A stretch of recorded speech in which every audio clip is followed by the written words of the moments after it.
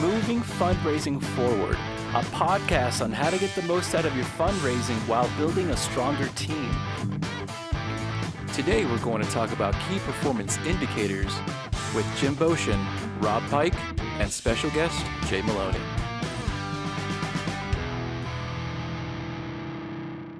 Good afternoon. Good afternoon. Hello. Welcome to another edition of Moving Fundraising Forward with our special guest, Jay Maloney. Hello. We have Rob Pike, myself, Jim Bocian. Today we're talking about metrics. And the reason why this is a topic for today is that I can't tell you how many conferences I've been to in the years that I've been doing and working in development, that key performance measurements have been a hot topic in terms of both how do you set them up, why are they important, what's the ethics in that, how does it impact the donor, how does it impact the organization, are we setting goals too high, too low, are they achievable? And so I think today's topic is just one of those that just never seems to go out of fashion. You know, it's always something that seems to be a hot topic for organizations. It's always a hot topic, even when they're avoiding it. Yeah. And I think we see that people get off the conference high and they come in and they're like, okay, we're going to do metrics. And then they get scared by it. So we'd love to just pick your brain. I've got some current folks that I think are struggling with this that your advice could help. So all day long. We can talk about this all month long. Let's start. Let's start at the highest possible altitude. Yep. Okay, start at the highest possible altitude. Everyone deserves to know what's expected of them. What's expected of you and your job description are not necessarily the same thing. So what's expected of me? What do you want from me if I'm working for an organization? And then the next part of the question is, how does what's expected, can it be measured? And how does it get measured? How does what you expect of me get measured? And that's when the anxiety levels really begin to jump. So some of the things to think about, maybe I can kind of run these things through so we can maybe frame up a little bit of our whole conversation, kind of get going. Do the players know the purpose behind the measurements? And sometimes executives fail to tell the people who are working for them what is the purpose behind the measurement. The purpose behind the measurement has everything to do with what's expected of you. Rarely does that conversation have any depth. Numbers are thrown to you. You know, they just show up. Now, you know, sometimes what we call measurements or KPIs or key performance indicators, you can call it a banana split, right? I mean, it doesn't matter. KPIs are just the trendy word of the day. It's the trendy word of the day. But one of the other things that tends to be missing, I think, in setting these things up is what is the language that we use? Calls, visits. You know, we talk frequently about return on energy and return on relationships. Can you measure, and they're very important things, can you measure those things? And if they can they help you do whatever it is? I was on the phone today with someone, and this is actually a for-profit client of mine, but they're putting in these new metrics, right? Metrics can be anything, but language is important. On their metric, they were trying to measure their list, okay, who's your contacts at this organization? And the language shift was, no, we want to list the relationships. I said, tell me more about that. Why is that word important to you? And he simply said, well, I can list 20 contacts and they all reach the check mark for contact. But when I say, what's the relationship here? Now it's the right dialogue. So do you know them well? Do you go to dinner with them every night? And so that, to your point of language, it's very important. Because if you don't have that right, you're going to miss the goal of the KPI in the first place. Well, I think another variable here, and I try to avoid jargon. You know, sometimes there's so much jargon. You know, so bear with me if I fall into jargon. It just takes. We just get used to it. Are the measurements co-owned by all of the players, by all the parties, or are they imposed and arbitrary? If I want to hold. If I'm willing to be held to certain performance measurements, or if I want to hold somebody to measurements, shouldn't we agree that those are the measurements that we are going to be holding each other accountable to? Otherwise, at the end of whatever the reporting period is, and that's a whole other subject, is that, you know, human relationships don't mature and behave within fiscal reporting periods. So how do you deal with that? I mean, how do you deal with that? But is everything is it co-owned? Let me give an example. So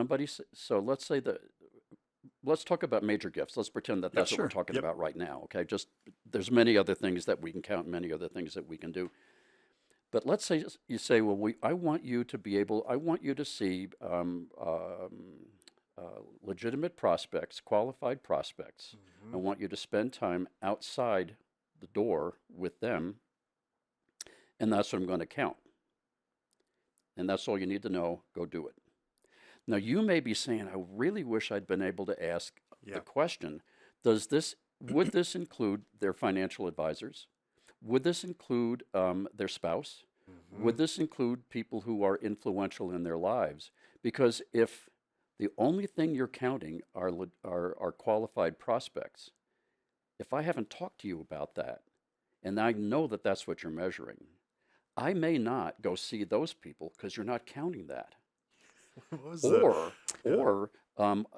because it has to do with precision in language. A person may say, okay, if you want me to see this many people in the next month, what if I'm getting ready to close a deal, close a gift with somebody, and I need to see that person maybe every day I need to do a lot of hand-holding. Yep. Does that count as 1 or does that count as 12? If you don't talk about that, you can really, really damage your business model. I'm going to go back here a little bit. You said everybody's got to own the numbers, right, or the metrics. Right. Walk me through a little bit, because I've seen some folks, they don't line up not only that I agree with you, these are the right numbers, but I feel confident that these are the right metrics to follow. And one of my groups that I'm working with, the CEO does not see eye to eye with what the board wants to see, nor with what the chief development officer wants to see. As in, you count that, but I don't agree those are the right things to count. Yeah, I don't agree with what you're counting. What do you see when that dynamic happens? Can you actually get to then we're not. Now we're back into human relationships. Return on relationship, right? Yep. Return on relationship is not always about qualified prospects. The most important relationship at any given time, which is the return on relationship, may be the CEO. So maybe what you need to do, spend a whole lot of time with the CEO. That's a good point. And a little less time with your prospects. Until you get aligned. Until you get that into alignment. Because you're trying to build trust. Right. And this is a good point. Can you use the metrics just to build alignment and trust with your hierarchy? Yep. Because if the CEO doesn't believe in what you're counting, it's going to be hard to win. It's the outcomes. It's being able to say we're gonna quantify what we need to do, but we have to qualify it too, as you've seen, and that's weighting what some of those are to say these are the important things that we're going to be doing that are related to bringing in the lagging pieces, which you talked about, the leading and lagging pieces, which is what they care about more, is the revenue generating pieces of this, where really this is about measuring performance of people who are out making the ask, making the visit, and it's kind of focusing their attention towards those activities, less of the others that aren't the fundraising producing type activities, which is looking through databases, looking through a list, attending meetings, doing other activities outside of the organization. And I think if you can work with your CEO to say, yeah, these are the goals we're aiming for, here's how we're going to get to them, that helps quantify and qualify those measurements. Let me ask you this to both of you. How many CEOs, EDs have you worked with that actually came from fundraising? That's a good point. And therefore they actually understand what to measure. Yeah. That's a great point. I don't see many. The only the head of the Peak Vista Health Centers. Okay. She began. She was one of the founders of it, but she began as their development officer. Okay. So she organically understood the work, and other than that, I can't think of any others. Yeah. So it's kind of those who are listening, and we need to have empathy for the CEOs that actually they're scared because it's not something. It's like I love mechanics, but I don't know if they're doing a good job or not because I don't know cars. So to have that kind of dialogue, and Jim, to your point, yeah, actually, you're speaking to something in healthcare particularly, which is that fundraising tends to be less than a percentage of the overall population of the organization. much of their attention spent on the clinical side of the house, understanding, the budget, and, beds, all Actually those doing kinds of the things. healthcare. Exactly. And so when you have that philanthropic piece of it, first of all, a lot of the CEOs that are in that work don't always understand the philanthropic role. And they don't necessarily want to go out asking for money. They don't want to be put in that position of going out with their hand out, so to speak. Yeah. So having somebody who understands that and is trained in that and can help work with the CEO to walk them through that and say, here's how we're looking to achieve our goals over the next year. Here's how I'm managing my team. I mean, you've got your key performance indicators for your departments. Right. This is how we're doing it within the development world. Builds that trust, and it helps build the language and the dialogue between the two groups to say, yeah, we need your direction. We need your interaction. We need to come in. Interesting. So we're taking the idea of the human dynamic and KPIs to, you have a couple different audiences. You have your team, and then you have the rest of the universe that's expecting things from you. Right. And we actually, Jay and I once worked for a lovely college, and the faculty, of course, is saying, well, fundraising is, we've all fundraised, therefore it should be pretty easy. Well, I remember Jay, we got to go after the human dynamic. And he simply said, anytime you're with faculty, talk ad nauseum about what you're doing. And for the next 6 months, anytime we were with a faculty member, well, here's why I shook their hand this way. Here's why I opened the door this way. Here's why I said this, and didn't use this word, but use this word. And now we started to build that trust. Yeah. And therefore, now the numbers and what we were actually asking didn't look like numbers. They looked like wisdom. Yeah. And that took some work. It took some work. Yeah. You've triggered something else along the way here. I think, Jim, maybe something that you triggered moments ago. So let's say one of the things that the metrics talk about is X number of calls per period of time. Yep. And let's give them a number, 20 calls a month. 20 calls a month, okay? 3 a day, pick a number. Yep. And so now what we've done is we've put on to the development officer the responsibility to meet those numbers. What happens if the people you're calling don't want to see you? Mm-hmm. Now, you have no control over that. You've done everything you can. You've shot the puck. Mm-hmm. On the other hand, it may not go into the net because there's a goalie there, right? Yeah. And then on the other hand, what if we learned, or what if you begin to perceive as the you're a vet, let's say you're a vet, you are a veteran development officer. So now here's what you begin to perceive, is that the person making the appointments is not as skilled in terms of getting that appointment made, is not terribly skilled or as skilled as could be dealing with whatever the resistance is. Yeah. Does that person have any KPIs that are attached to yours? Oh, interesting. So now we have, and that's where the anxiety comes in, which is I've got, the guy who's given me all the KPIs. All of them are logical. I mean, and they should lead to gifts. Sure. If you do this, if you go see qualified prospects, if you engage with them, if you present the opportunity, if you use the presentation, the engagement tool, I mean, there's standards here. If that happens and you know how to actually ask and close, we should be rolling in money. What do you But what see happens when if you can't get in the Yeah, door? what do you see when that happens? What does it actually manifest like? Because I know groups that I work with, that happens, but they don't know to see the signs of, okay, this is going to be an issue.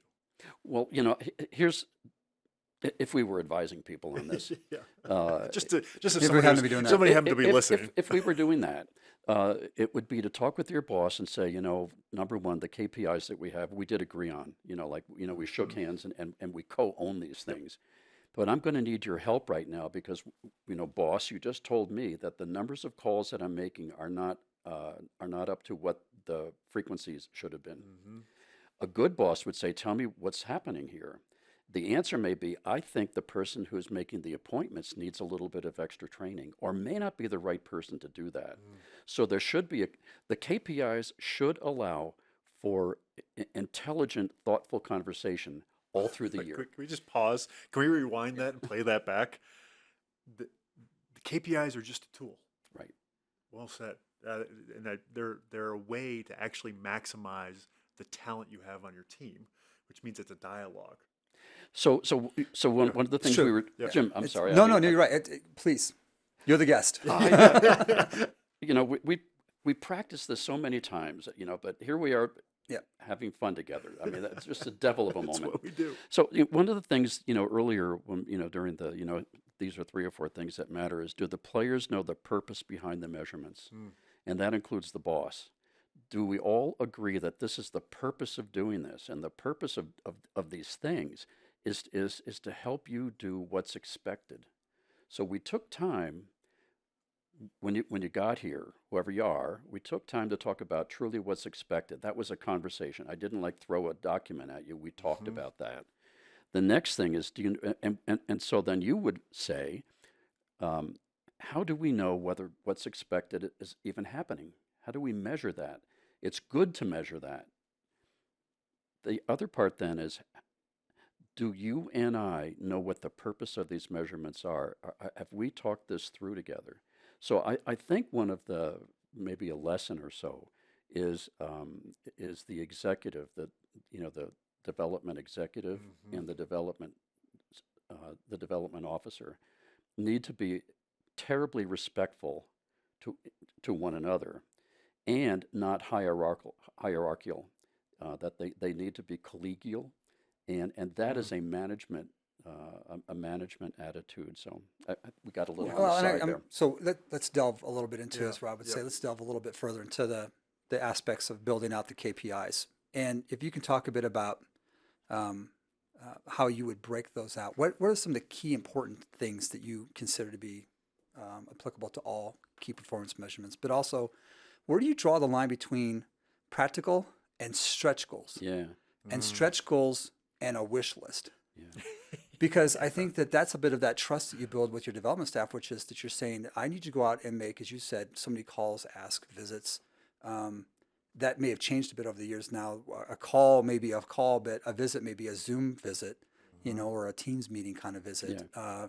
It may be that we want to involve others now to help bring them into the conversation as well, Yep. allies, natural allies, et cetera, to help open the door for us. But if you can talk a bit about some of the things you think are important key measurements, as well as helping to define, if you're going to set a goal, how do you set something that is achievable? Something that I've always felt important was it's something you can control. Yeah, right. Not setting measures for people that they Right. can't control the Correct. outcome of. But Yeah, I'd love to hear more of your thoughts on that. Frequent contact, maybe we're into a little bit of management discussion here, not just KPIs. They are related to one another. Is frequency of contact between the person who is accountable and the person who is holding people accountable. There's the old story about a guy on January 1st says, I really want to flatten my belly. I'm just tired of looking like this, right? So here's my New Year's resolution. On December 31st, I am gonna just be all washboarded up and nice and slim. So how do you do that? Well, you can create KPIs. You can create performance indicators. And how about this? That by the end of the year, I will have done 10,000 sit-ups. That makes some sense. And then you go, well, in order to do that, divide that by 12, divide that by months, and then divide that by 4, and then divide that by 7, and then divide that by whatever the thing is. And you go, actually, the way to do this thing is I have to do 30 a day, probably in 3 repetitions of 10 every day. I'd like to get to 10 to start, and then I'll Yeah, start the really, process. it's that first 10 that matters. Not with the arm. Not with the arm. But so now, what ends up happening is that, you caught a cold, you had to go on a trip. I'm going to get to that tomorrow. You missed a day. And you miss a day. Yeah. So you can miss a day or two along the way, but sooner or later, you will never be able to catch up. And so one of the things then for the executive, that's a language moment, so bear with me, that whoever's in charge, who's ever in charge, needs to meet regularly and say, what I'm noticing is that the short term, what are we doing with today? That is probably the most important thing. What did you do today? Yep. As opposed to let's meet once a month. Once a month, Jim, you've spoken about this, looking through the rear view mirror. Once a month meeting is all about, not all about, but it's often All about about the rear past. view mirror. Yeah. So what are we doing today? And so the thing would be to then get these things into the smallest possible bundles of time so that you can look for the patterns. If it is a collegial and respectful relationship, the executive, the boss might say, I'm noticing these, we're not getting there. What can I do to help you? Like one thing might be, do you need technical training on how to open with someone? Yep. The other, but talk to me. You're not a bad boy. You are not in trouble. Yeah, I'm going to pause around You are not that going to one. be hurt by this. What? And let's go to the kind of the elephant in the room, or whatever is in the room. Anytime you bring up metrics, people like the concept. They hate the feeling. It's scary. It's always scary, and especially to those Not on January 1st. not on January, Not on 1st, July 1st. not on July. Not when the 1st. fiscal year begins. Everyone's happy. March 31st and September 30th or so. Yeah, you're what's right. the No, rule? You Yeah. hit it on the head. You hit it on the Fundraisers, 364 days. You got to be everybody's friend, but day Yes. 365, Yeah. it's an accounting. What? How can? What maybe techniques you used, or how the best you've seen? I'm meeting with a person for the first time, and whether they're a pro or they're just straight out of school, and they want to be a good fundraiser. How do you get them to feel safe in the dialogue around metrics so they know they can come to you? Because if they're not coming to you that first month, it's too late. That's we talked about this on our last podcast, which is trust. Right? Trust. And it's about truthfulness. Mm-hmm. And in that conversation, frequently what will happen is that the executive or the suit will stand up in front of a group of people and kind of pontificate. Here are the numbers, and all of these things. But the conversation about dealing with that kind of anxiety, which is normal, right? That's human nature. Well, if you don't see it, that's a worry. You Yeah, should and plan on it. Well, what you got to do is you got to bring it out. You got to Yep. say, first of all, in a collegial conversation, I want you to understand the purpose behind these measurements. I want you to know why we have them. And I'm going to keep talking with you, not at you. I'm going to keep talking with you until you and I really are on the same page. And then I want you to know that when you and I speak frequently about that, it has to do with what the purpose of these measurements is and the role that I play in trying to help you. That's Now, the thing Yep. is, stay consistent with that one because, Yep. the executive begins to look at a bunch of development people not hitting their goals. The human nature begins to come in, which is, I better make them do that. Yep. So you got to get that under control.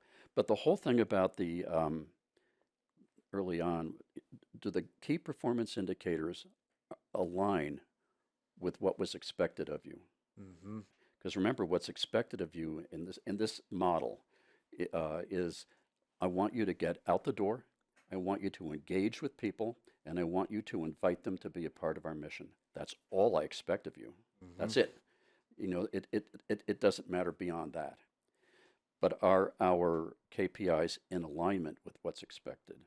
I think something else that maybe we could delve into, if not now, a little bit later, but I think what audience are you speaking to when you're talking about this? Is it the audience that's instituting KPIs into a mature foundation that has a team that generally didn't have KPIs, or they didn't have that level of KPIs? are Or you are we in- talking about the new employee that just started, the new development officer saying, here's the KPIs we have?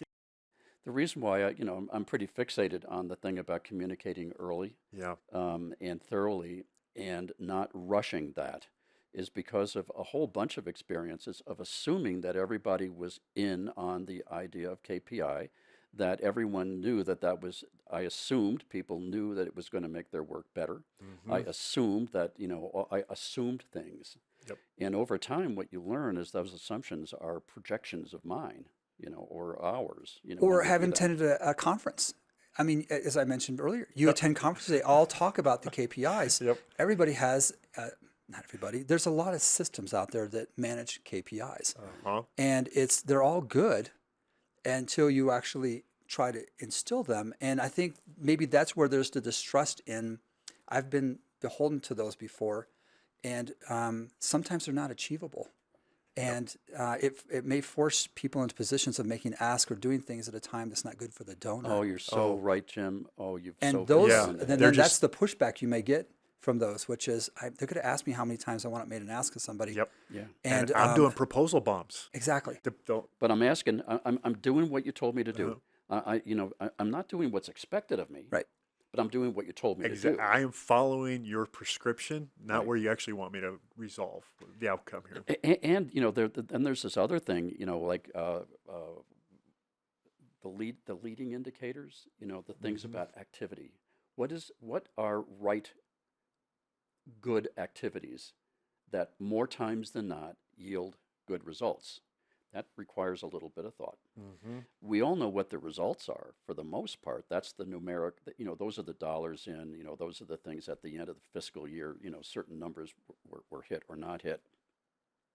So one of the things about the activity indicators, if the executive is in a safe environment, that's the other thing, is that not everybody, we're being very theoretical here. We're assuming everyone is in a safe environment when they may not be in a safe Typically environment. not the case. And they may be held accountable to all sorts of things that they believe not to be accurate. But So no, actually, I want to. If I can peel back the layer on this I would one, go deep on this. I think it has to do with the displacement of other activities. yes, Because what's happening, I think, in what they consider to be an unsafe environment is other responsibilities our person may have. Not all of the people, especially I know within healthcare, like the culture. are 100% into development. They may have other responsibilities with nutrition services or other areas of the hospital system may have. It may be happening outside of hospital systems too, but where they have other responsibilities. Performance indicators can be very displacing of other work. Yes, they can. And sometimes people like to be in those other roles too. Yeah. But the focus of philanthropy in a foundation is around raising funds to help support the mission of the organization. Right. And where's the money? And where's That's outside. Exactly. Yeah. Exactly. So Oh, this is one of I can tell you Oh, a yeah. million stories on Yeah. this one, which is in any organization, if once you begin to wear a suit, again, we've all worn suits, so we're very respectful to that. But among the things in the culture is going to meetings. It's being in the office when someone passes by. They see you in there. That your light's on, and and they see you in there. That is a normal behavior inside an organization. But where's the money? It's not in that office. It's outside. So here's something that can happen. Went by your office the other day. Must be nice to be able to get out. Yeah. And then all of a sudden, these cultural gravitational forces begin to bring you in. Because one of the other things is that you may, or you can hear either directly or indirectly that we are a team. And we really would like to see more of you. Oh, and I'm going to be more direct. You would hear things like, well, it must be nice to get paid to go to lunch with people. It must be nice to go on trips just to see people. But and they're, of course they're thinking that way, because in their mind, being good means you show up and you clock in and clock out. And I will say this for people that are struggling with this, and you kind of shared this with me a while ago. If I'm at a for-profit and I'm in sales, if I'm in the office, I'm looked down on. Like, you're not a good salesperson because you're in the office. Well, sales is hard. You need to get out. If you're in a nonprofit, it's almost like you're morally wrong for not being on the team and gutting out all the other things Because we're everybody working else is so doing. hard. Because we're all working so hard. I think that the mindset is that if I'm in sales in a for-profit, I'm out generating new work for the people who are in the office. If I'm in development, and it depends on the organization, if I'm in development and I'm out doing this, somehow I'm using resources that could have been used for the organization.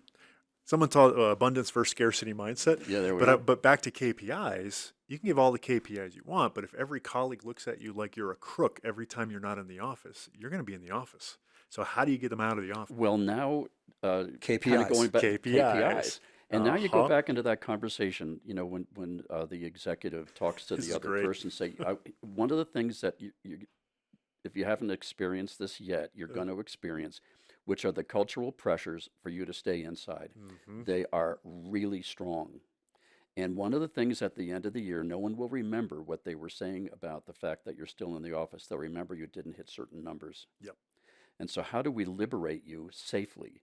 If we can let people know all through the year, like talk to the board and talk to your CEO, these are the metrics that we're measuring our business against. So when that begins to happen, the executive can say, I told you this is what we're going to do. Yeah. And we're counting it. But without that, those pressures will pull everyone in. and everyone in is not the person making the calls. And at the end of the year, the whole development program appears to not be effective because it's not.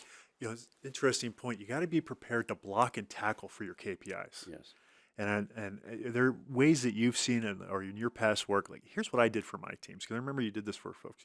If you need a reason, you can tell them, yeah, my boss is forcing me out. Just to have their back, to get them through that phase where, like, well, shouldn't I be in the office right now? It's a lot of work. The person who is not safe being out. Well, we've been through this one, over the past few minutes. But the idea that the KPIs are the things that are intended to drive you out the door. Mm-hmm. But now let's say all of that is working. Okay, so now we've managed the internal dynamics, the cultural dynamics, and we've now created an environment, a numerically driven environment where people can get out the door. And if we then find that the next piece of it, which is the engagement or asking, whatever those things are, Yep.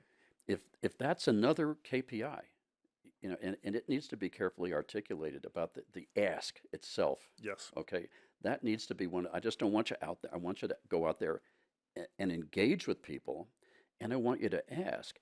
If that's not working, because there's We're in some ways trouble. to count it. Yeah, we're in trouble. But what you can then say is, what do I need to do to help you? Do we have an engagement tool that allows you to meet someone and walk from the opening to the engagement to the close? If not on that day, Yeah. is there something that you need from us?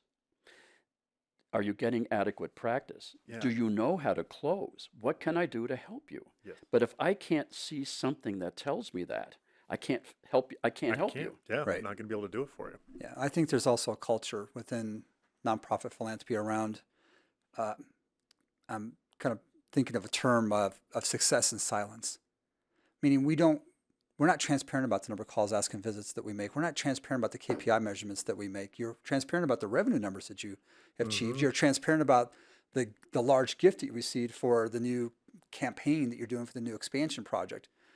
It's always about the donor. It's always about giving the donor the highlight, the volunteer Yes. that helped, the limelight. It's about everybody else. And so a lot of times within philanthropy, the pure nature of the work is that your own successes don't shine unless they're generally the large gifts you received, or they're the new opening of the new wing of the hospital that the foundation was a part of. And so I think there's not the transparency in that there is in sales in a for-profit environment, which is, do you know we just hit our sales? You can brag all you want. I just went and I worked this guy for 15 months straight. Now I closed a big deal. Yeah. If you're a nonprofit, you say, listen, you're the reason, CEO, or Exactly. you're the reason, doctor, Yeah. that this actually worked. Thank you. Good job. We're not just with a giving organization. We're giving people in this industry that tend to give a lot of the credit for our work to others, because we want to help continue on that mission and give people in the community that opportunity I think to be that's a part of a success.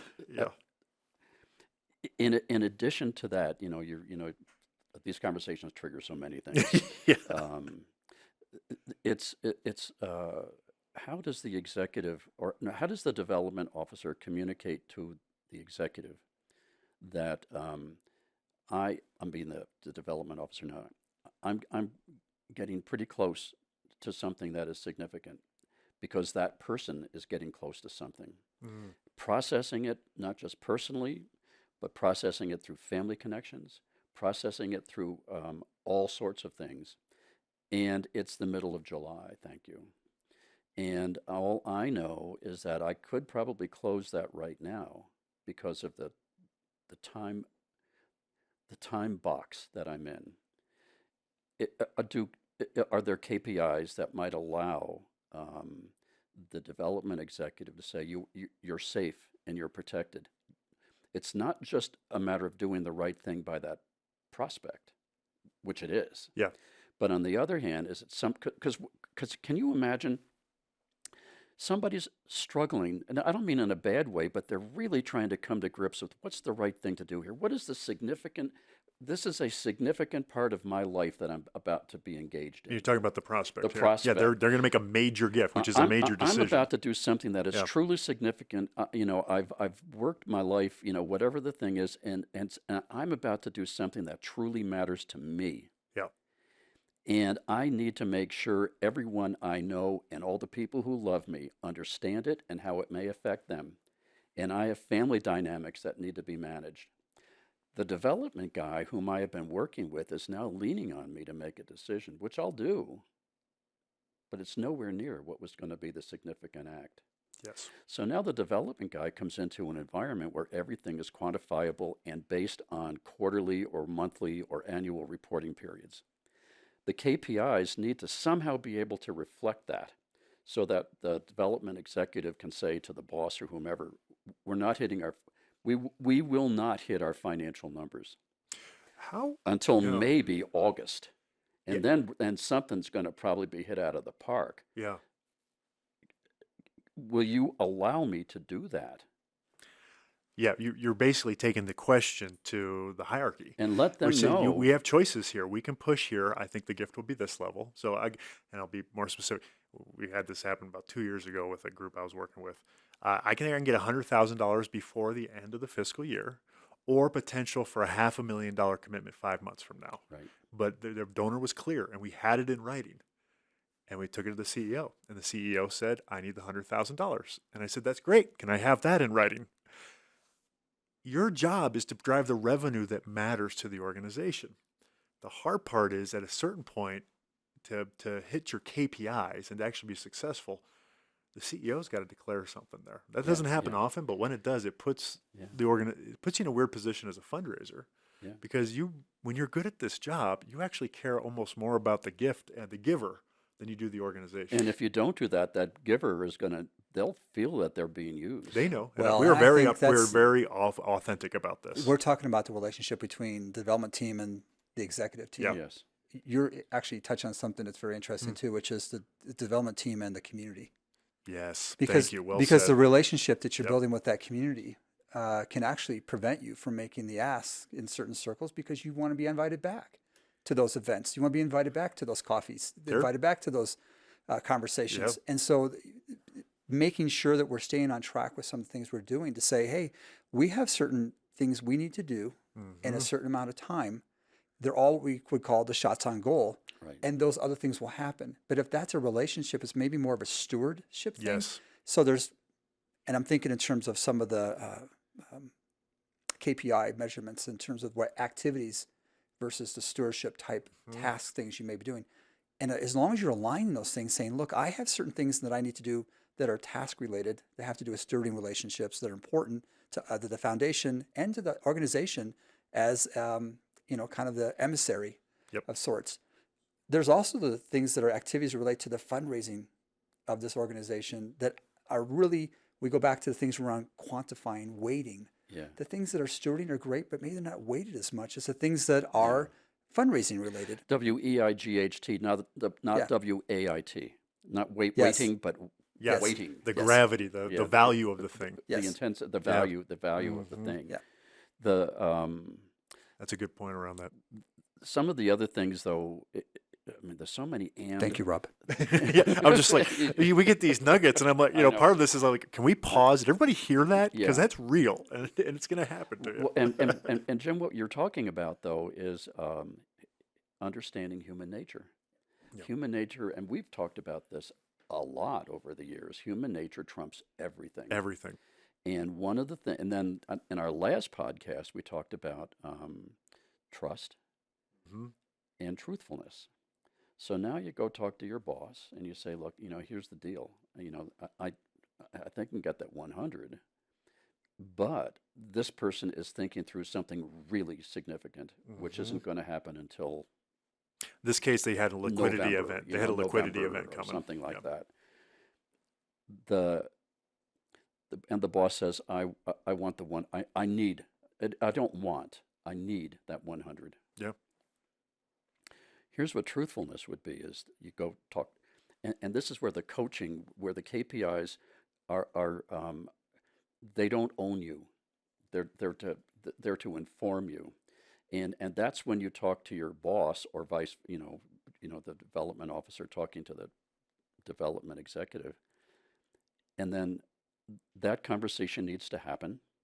And then the development officer needs to go see that person and be truthful and say, I know I know you're struggling with this, Mm-hmm. but I have heard and I know that whatever you can do between now and Tuesday Yep. matters. So I don't mean to be disrespectful to your deliberations, but you need to know our circumstances. Yep. That's- And to tell them, I heard you. Please know I heard you, and I- this hurts me to say. And those are the actual words. And to your point about trust and truthfulness, what I trusted, if in a good manager. So when we worked together, when I would come to you, I would say, I've got this problem. And it took me a while to get good at it because you're not supposed to go to anybody with your problems, right? We're taught not to. But we would work the situation and actually work the words together. Rob, what if you said this? What if you said this? And that was truly helpful because then the KPIs were just a mechanism for me to say, I need help here. It's living. That's the spirit of this. That's the spirit. Well The said, yeah. spirit is And I what think a lot of matters. people see it as a report card. Yeah.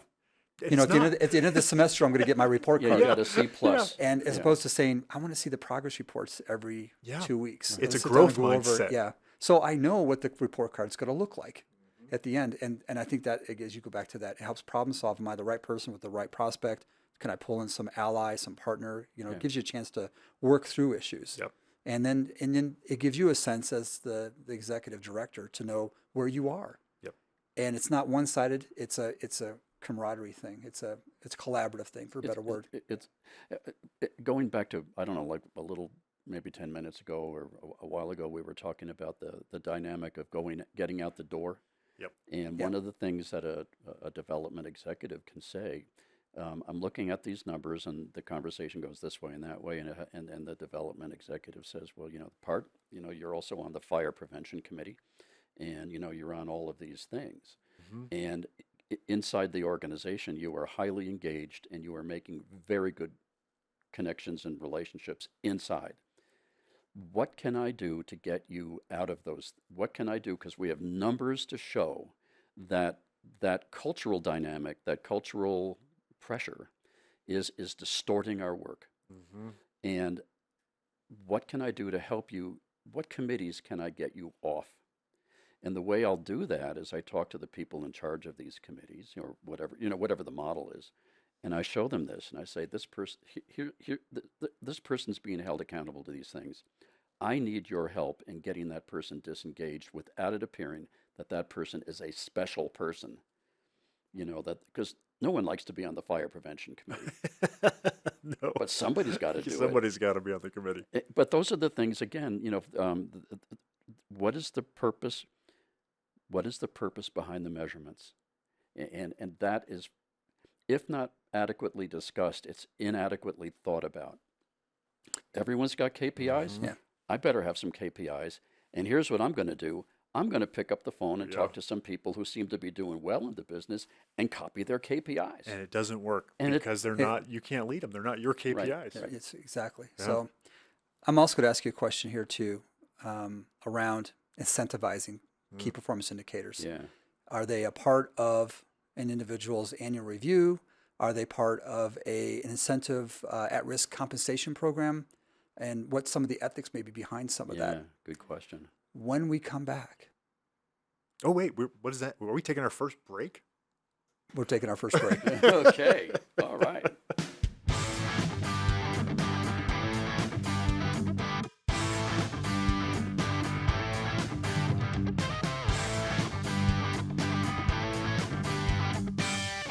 This podcast is brought to you by Cause and Solution Inc. and Peak Coaching and Training Solutions Inc. For more information, visit our website at causeandsolution.com. And as always, thank you for listening.